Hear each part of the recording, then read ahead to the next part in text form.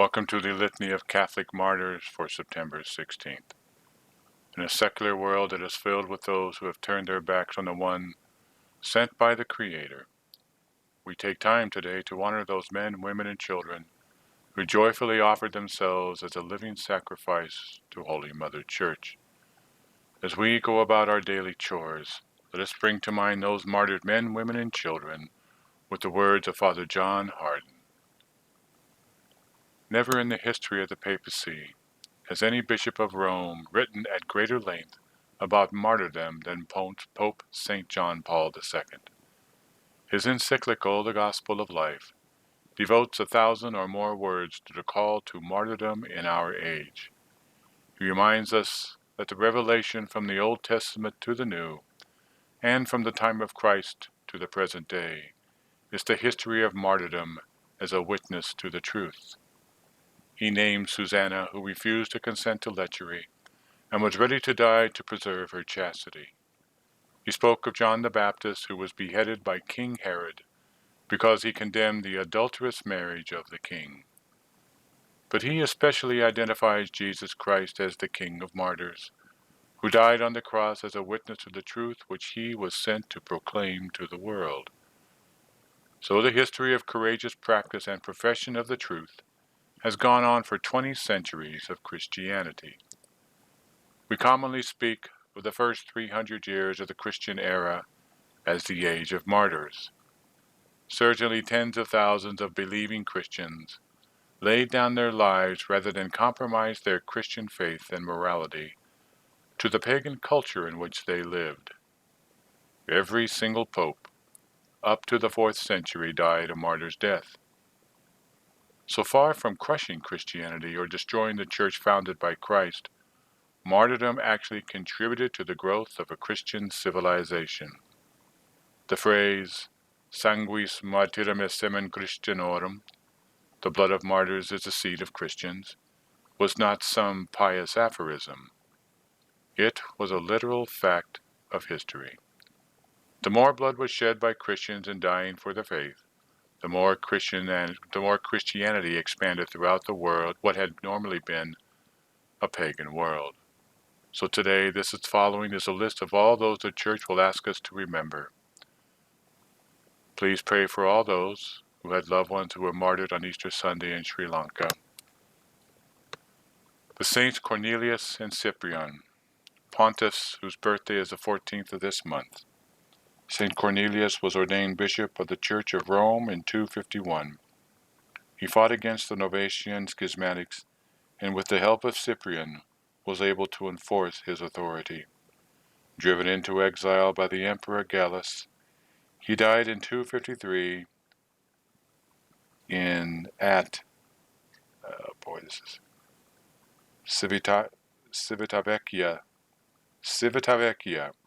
His body was brought to Rome, where he was buried in the cemetery of St. Callistus. St. Cyprian was born of pagan parents in Carthage around the year 210. He was converted, ordained, and subsequently made bishop of that city in the year 249.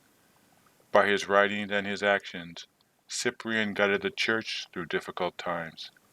In the persecution of Valerian, he was exiled, then martyred on the 14th of September, 258. At Chalcedon, the birthday of Saint Eufemia, virgin and martyr, under the Emperor Diocletian and proconsul Priscus. For faith in our Lord, she was subjected to tortures, imprisonment, blows, the torment of the wheel, fire, the crushing weight of stones, the teeth of beasts, scourging with rods, the cutting of sharp saws, burning pans. Who thinks of this stuff? All of which she survived. Burning pans. But when she was again exposed to the beast in the amphitheater, praying to our Lord to receive her spirit, one of the animals having inflicted a bite on her sacred body, whilst the rest licked her feet, she yielded her unspotted soul to God. It's a strong lady. At Rome, the holy martyrs Lucia, noble matron, and Geminian who were subjected to most grievous afflictions and a long time tortured by the command of the Emperor Diocletian.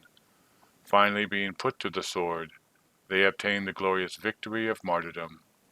Also at Rome, at a place on the Flaminian road, 10 miles from the city, the holy martyrs Abundius, priest, Abundantius, deacon, whom the Emperor Diocletian caused to be struck with the sword together with Marcian, an illustrious man, and his son John, whom they had raised from the dead. At Heraclea in Thrace, Saint Sebastian, martyr, under the Emperor Domitian and the governor Sergius, being brought to the faith of Christ by the blessed Apostle Paul, she was tormented in various ways and finally beheaded. At Cordoba, the holy martyrs Rogelos and Servideus, who were decapitated after their hands and feet had been cut off. In Scotland, Saint Ninian, bishop and confessor. And finally in England, Saint Editha, virgin, daughter of the English King Edgar, who was consecrated to God in a monastery from her tender years, when she may be said to have been ignorant of the world rather than to have forsaken it. These are the men, women, and children we honor today as we go through our day and we run across situations where our faith is questioned, or we are asked about the faith, or we're asked to defend the faith. Let us bring to mind these men, women, and children and act accordingly, act like them the best we can, through the strength and grace of Jesus Christ our Lord. Thank you all for being here and listening. God bless you.